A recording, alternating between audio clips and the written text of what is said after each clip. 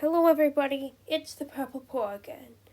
And just right off the bat, I'd like to say sorry for the terrible audio quality here. It was raining really loudly while I made this, so sorry about that.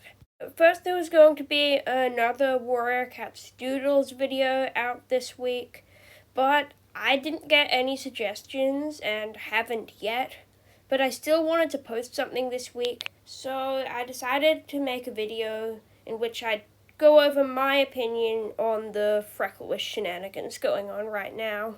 I'll start out by saying that since I don't think I've ever mentioned it before, I do not like Maple Shade's Vengeance as a book. I feel like this book is very immature, and I do not like the justification and glorification of Maple Shade's actions. It is my second least favorite Warrior Cats book overall so far, and the only Warriors book to date that I can say I like less than it is Sunrise, which is a topic for another video. First of all, before now, I never really had an opinion on where the cats in Maple Shade's Vengeance would go. I didn't really feel like any of them were bad cats, but I didn't think it mattered whether or not we got confirmation of if they were in Starkland or the Dark Forest. It just wasn't necessary, and to be honest, I think that it's fine for people to have their own opinions on this. I think it makes more sense for them all to be in Starkland, but I don't have any. But until recently, I would not have had any problem with people headcanoning that Frecklewish, Ravenwing, or Oakstar were in the Dark Forest. Personally, I think Frecklewish is an entirely innocent cat, or at least for the most part.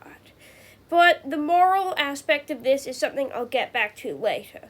But I want to focus on the freedom of interpretation quickly now.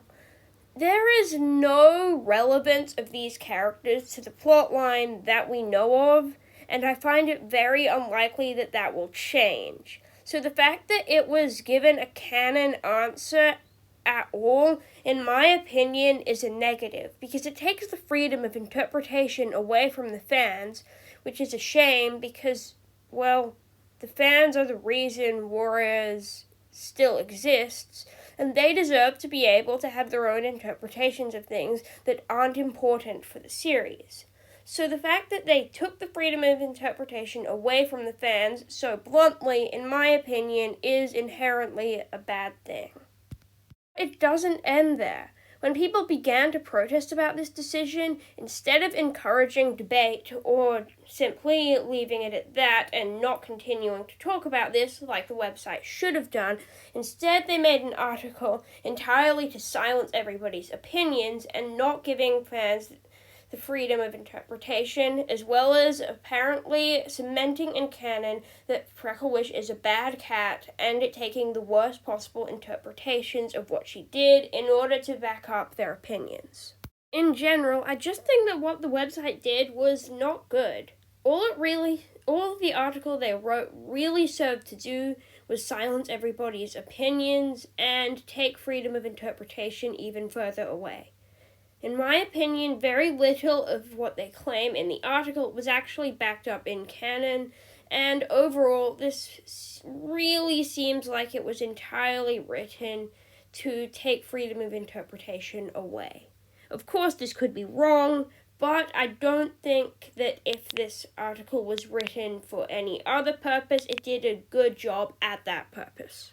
Aside from the aspect when it comes to freedom of interpretation, quite possibly the more important aspect of this whole conundrum is the moral aspect. Is Frecklewish really deserving of being in the Dark Forest? My answer to that would be no. In their article, the Warrior Cats website claims that Frecklewish saw Maple Shade and her kits struggling in the river, and she saw the kits in danger, which is why that she belongs in the Dark Forest, because she refused to help them. However, very little of this is actually supported by Maple Shade's Vengeance. As both Moonkitty and Akira pointed out in their own videos, it's never confirmed that Frecklewish saw the kits, and it's very, very unlikely that she could have. It's a raging river, a massive river, and it's late at night. There is no logical way that Frecklewish would have been able to see that the kits were in danger, and even if she did, there is not anything she could have done to help them. If she made an attempt to save them herself, she would have drowned. And it probably would have just been distracting to the River Clan cats who were already on the other side of the shore trying to help. And if she called for help, well, it would still be distracting the River Clan cats, and there's no one else to come and help.